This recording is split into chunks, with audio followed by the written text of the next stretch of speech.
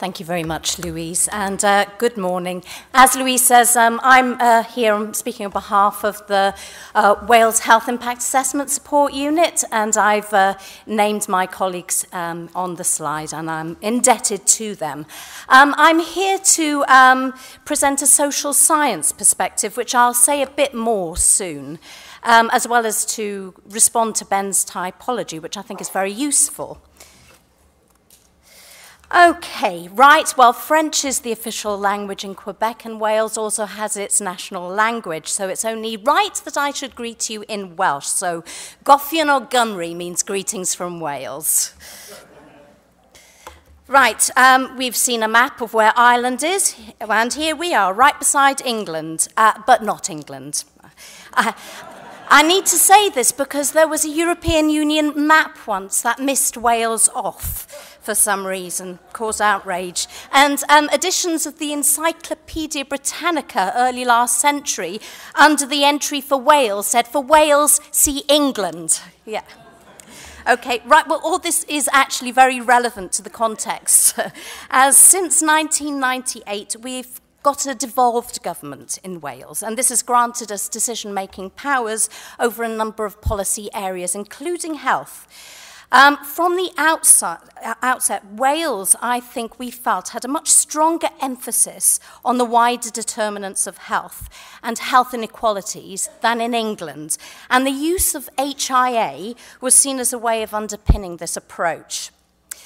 And that's the reason WIASU was set up in 2001 and now is firmly established as a partnership between Cardiff University School of Social Sciences and Public Health Wales, which is the delivery body for public health in Wales. So if I can pause just briefly from the PowerPoint just to talk about the reason why I'm giving a social science perspective. I think there are many advantages in having this arrangement, you know, being a partnership between a university and a public health delivery organisation, because an academic unit has the ability and credibility to do things that statutory services can't. In terms of a social science perspective, I think that we can offer a perspective on thinking about health impact that draws on a sociological understanding of how different kinds of change impact on people's everyday lives. We offer a different kind of lens in terms of thinking about health impact. However, we also offer a way of thinking more generally about health impact assessment itself, as generating particular kinds of knowledge. We've argued, myself and Gareth Williams, for instance, that HIA potentially generates new forms of what we call civic intelligence, which we have defined as the combination of lay knowledge, scientific evidence, and professional judgment, grounded in the context in which people live and directed towards decisions and actions. Now, we believe that this is a distinctive and desirable feature of HIA, and actually it should cut across all the types of HIA that Ben and Elizabeth refer to in their paper. Okay, back to the PowerPoint. We believe that this is an approach that supports the ethos, or I should say aspiration, of developing citizen-informed policy making and decision-making in general. I say aspiration because we have a very long way to go, as my case study will make clear. Since 2001, we've supported many HIAs, over 100, and many now are taking place without any support from us at all. And as you can see, we continue to provide that support. We're providing support for about 7 now. Okay. Types of HIA. Well, yeah, in the 11 years we've been running, we've supported every conceivable type of HIA. Unlike other forms of impact assessment, HIAs can be used for almost any kind of decision. This is its strength and its weakness. Almost like public health itself, the fact that it is everywhere, or can be everywhere, means that it can easily be dismissed and therefore be nowhere, with little traction in important decisions that make important decisions about people's lives. This is why the development of typologies, I think, can be useful in providing some kind of fix so that we can reflect critically on what we are doing in any particular time. In Wales, I would say that whatever type of HIA we support, we encourage the involvement of citizens. It's not always possible, but it is actually difficult to imagine any proposal that did not impact on people's lives and could not be informed by citizen-based insights. In relation to the types of HIA Ben describes, I would say that we started off with an assumption that we were building public health awareness and thinking into the routine decisions of organisations and their partners. In other words, this is Ben's decision support. All other types of HIAs have really developed from this in Wales. Organisations, including universities, have used HIA to advocate for a particular population, where there is a concern for a particular proposal, and communities themselves have expressed an interest in using HIA for their own purposes. Mandated HIAs could be seen as a more recent success of HIA development in Wales. The use of HIA is strongly encouraged in different kinds of planning developments, including the use of waste technologies, new road applications, and applications for open cast or surface mines. These fit into Ben's mandated model. These have largely run alongside EIAs and conducted by consultants and commissioned by developers who, of course, have vested interests where health is generally understood more narrowly. Now, the increase in mandated HIAs has affected that work that we have done as a unit, because instead of capacity building, because consultants are expected to have the necessary skills, our focus has been on ensuring that there is a mechanism to quality review these HIAs. However, our experience of mandated HIAs is that it's much more difficult to ensure that they address the wider determinants of health or involve citizens in more than a tokenistic way. Now, this wasn't the intention of those in the Welsh Government who sought to include HIA in the planning guidance. Mandated HIAs can be a vehicle for excluding citizen concerns. The ways in which this has been done is through a combination of scientific exclusivism, by delegitimizing certain forms of scientific and lay knowledge, bureaucratic proceduralism, in which adhering to the regulatory processes can trump any appeal to involve citizens in a real sense, and by not happening at all. After all, even though it's written to planning guidance, it's not statutory. It is a fairly easy way for HIA not to be taken at all, or undertaken in such a narrow way that it's indistinguishable from the way in which health is considered in any EIA. So I'm going to briefly give you an example of a case study, which was of a waste-to-energy incinerator in a fairly industrialised area of Cardiff called Splot, or as the people call it there, to make it sound posher, Splo. Okay, I don't know how this will translate.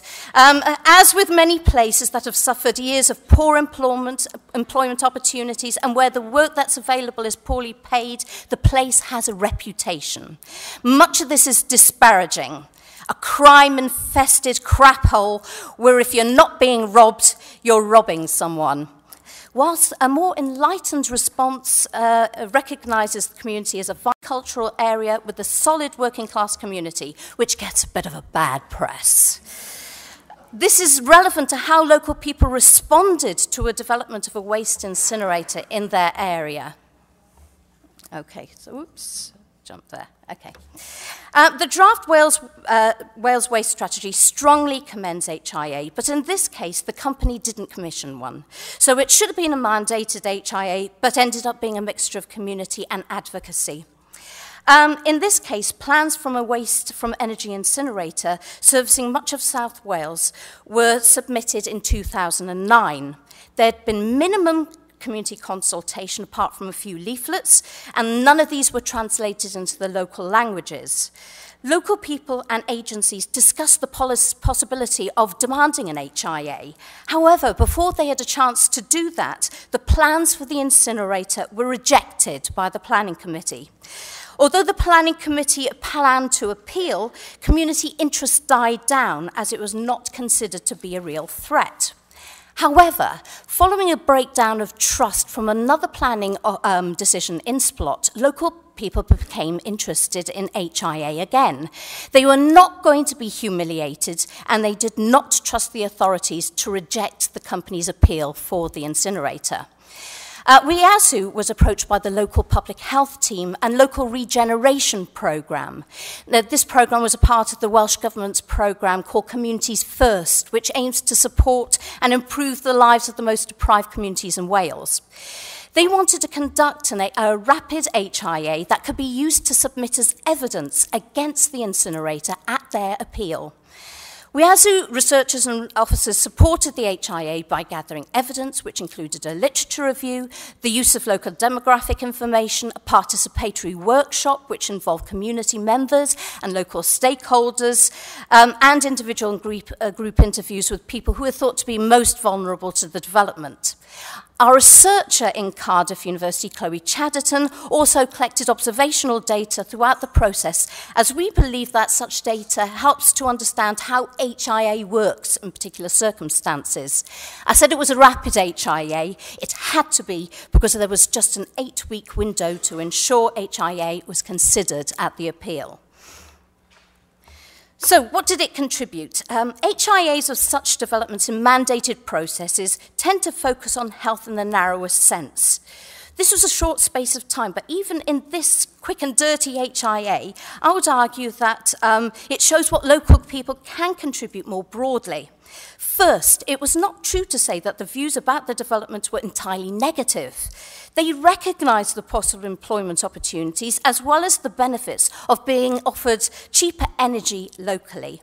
Although they were angry, the structure of the participative workshop provided a space for residents to think about the possible benefits as well as what mitigation opportunities might work locally. They were also very good at highlighting and identifying the cumulative impacts of living in an area which already had a number of industrial plants.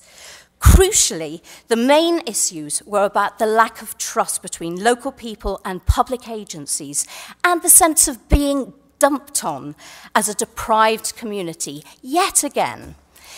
This suggests that a major step forward may be in developing processes that enable local people to engage more systematically in decision-making, as well as in developments such as these, developing interventions where local people are enabled to monitor the effects of new developments afterwards and identify any particular potential health problems. Just quickly, just to linger on this slide, these quotes illustrate the frustration local people felt. The lack of control that is a consequence of exclusion from such processes is a determinant of health in itself, I would argue, as well as being unjust. So in these quotes, they're expressing how angry and excluded they felt from something that was going to happen and affect the people in their area. So what happened next? Well, what happened next was a typical example of a powerful company able to make nimble use of the planning system in a way that local people could not. The company was set to appeal against the original decision by the local planning committee in July 2010. In the meantime, however, the company submitted brand new plans for the incinerator to be reviewed in June. Note that it is earlier than the appeal for the old plans. However, there was uncertainty regarding the date. Now, this meant that there was even less time for the HIA to be considered. However, it was agreed that an interim report could be submitted in early June for the review of the company's new plans. In June the 9th, 2010, the Planning Committee reviewed and accepted the company's new plans.